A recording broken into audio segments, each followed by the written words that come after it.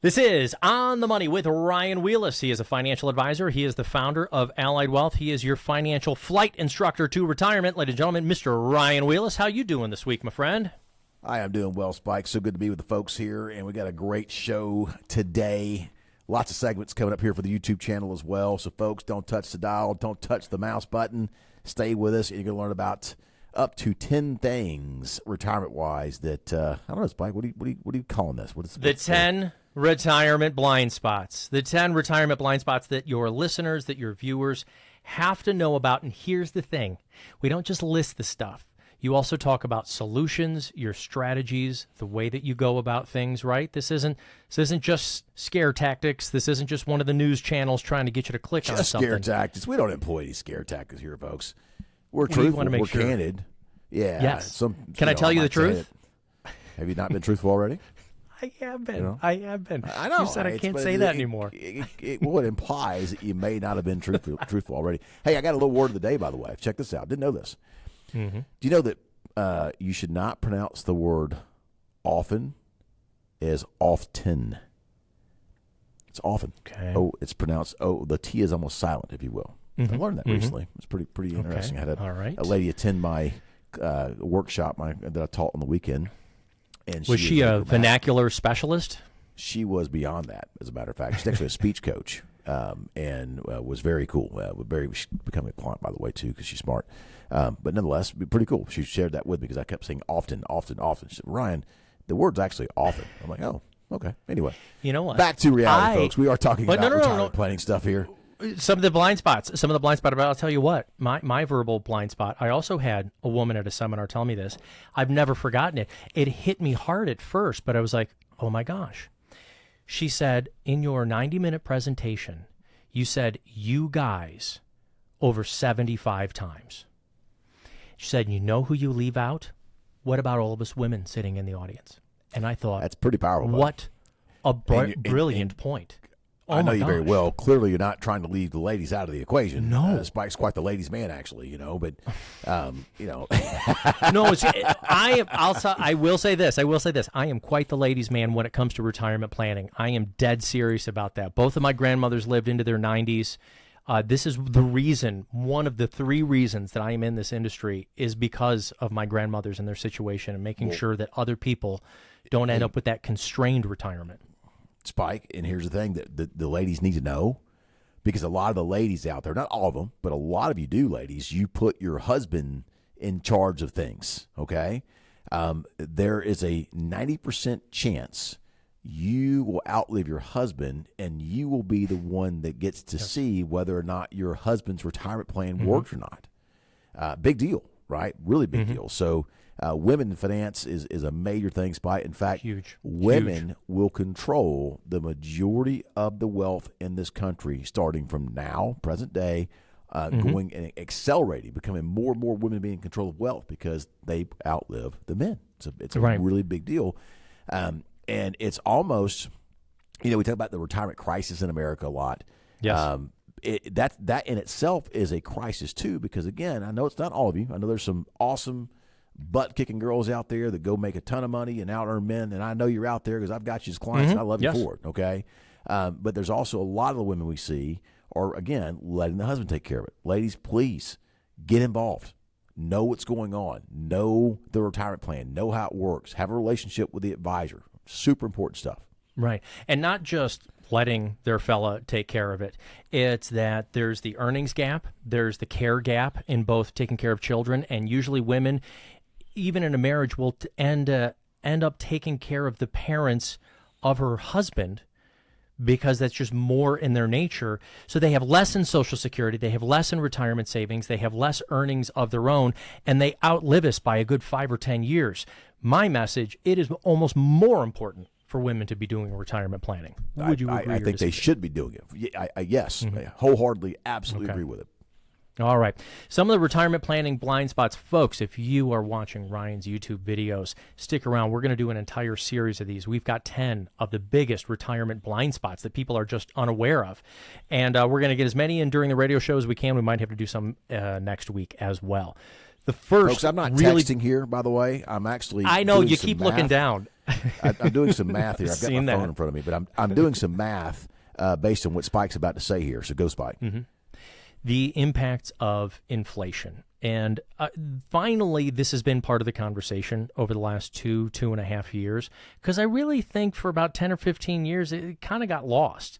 When we say that we need to put in 2 or 3% of the effects of inflation over time, I'll bet a lot of folks would look at your retirement income plan and go, what's that column about? We haven't, you don't really feel the effects of inflation. People have lately. And I think, unfortunately, it's been a huge jump with the inflation. Some of the numbers you're seeing, what exactly were you putting together on the calculator? Spike, it's amazing to me how often we sit down with folks. Often.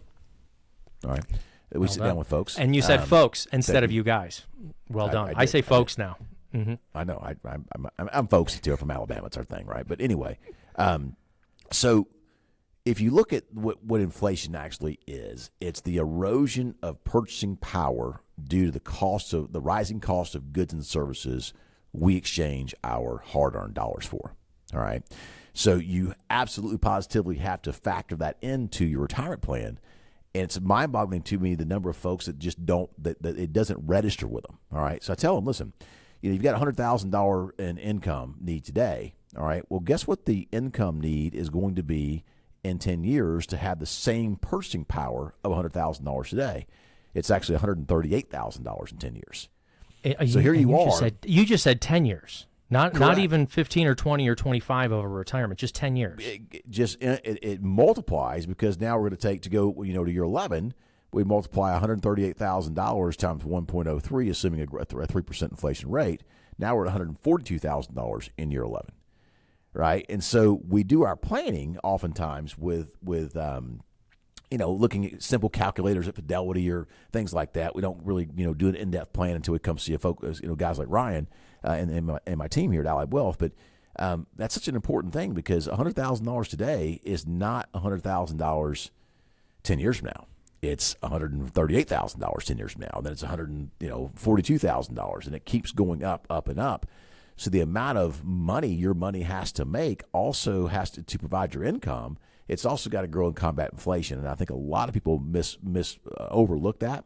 But Spike, there's more to it than just saying, "Hey, everything goes up the same rate," because it doesn't. Yeah, right. Can I just list off a couple of categories for you? Yeah. Everything from, especially because, so depending on when you're listening to the radio program, when you're seeing this on YouTube, this could be a year or two down the road. But we just saw Hurricane Helene down in Florida.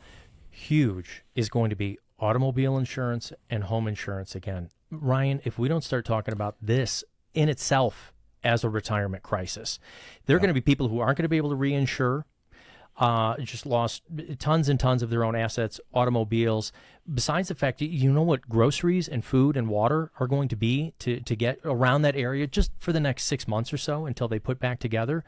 We see some of that, of course, as close as we are. How about Asheville, North Carolina, bud? How about North Carolina? What's going on there? I know. It's devastating. I know. And we know that because we went out to the TV studios out there. We've got a great partner out there out in Nashville. And I was looking at that street. We've had dinner down there before. And I'm like, you can row a boat down there. I was trying to get in my airplane and go fly there and help people, okay? But you can't buy fuel. So if I get there, I can't buy fuel to get people, take flights out of there to get them out of there. It is that bad there right now. But Spike, this is interesting. We're kind of getting a little bit away from this. There's a guy down in Florida who was on TV recently. He bought a condo, all right, and the condo association dues have gone up so much, and the assessments have gone up so much, he can't afford to live there anymore. I've read a dozen stories like that, Ryan. Yeah, it's crazy. But see, the thing is, folks, is the cost of living goes up. Know that it exists. Know that it's out there. Know that it's problematic. But understand that different things grow at different rates. Spike's talking about homeowners insurance, right? For instance, and versus car insurance, that sort of thing. And that's a big deal. But hey, what do we have to have? Healthcare. So in our plans at Allied Wealth, we actually increase healthcare at a rate of 5% a year instead of a normal 3%. Wow. Really? Yeah. So 5% growth rate. So, but the bottom line is, what your health care costs you at retirement, what your cost of living is at retirement, will not be the same 10 years from now. It'll be exponentially higher. So you've got to plan for that by all means.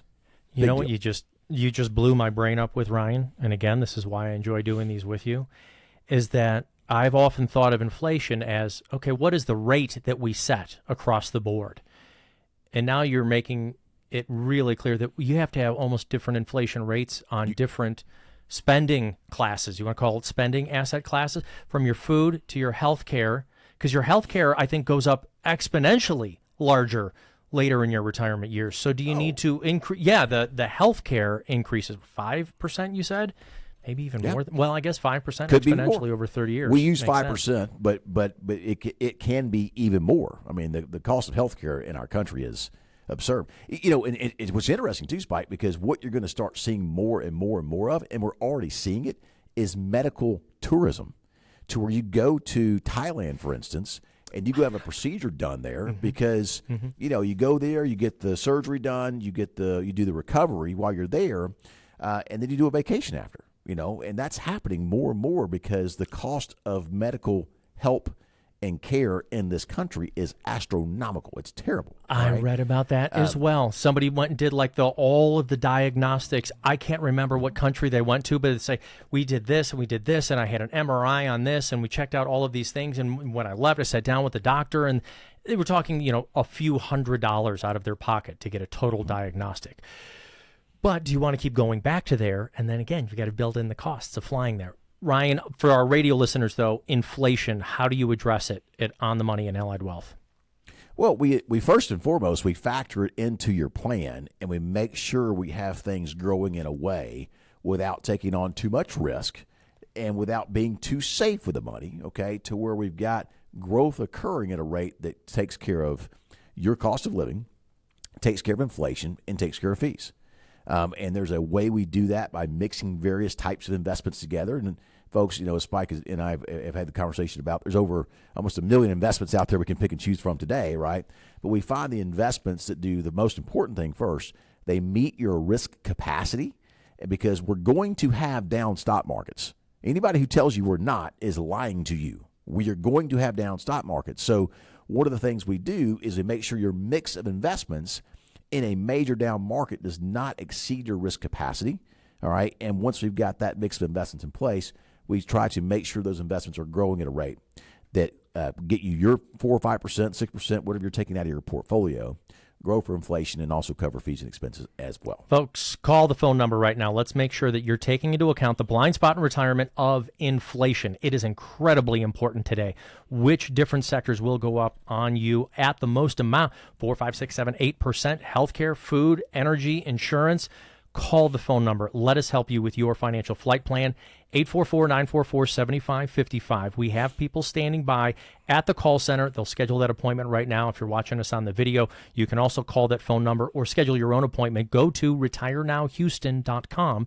That's retirenowhouston.com. Don't go anywhere, either online or on the radio. More of the Retirement Blind Spots when we get back right after this.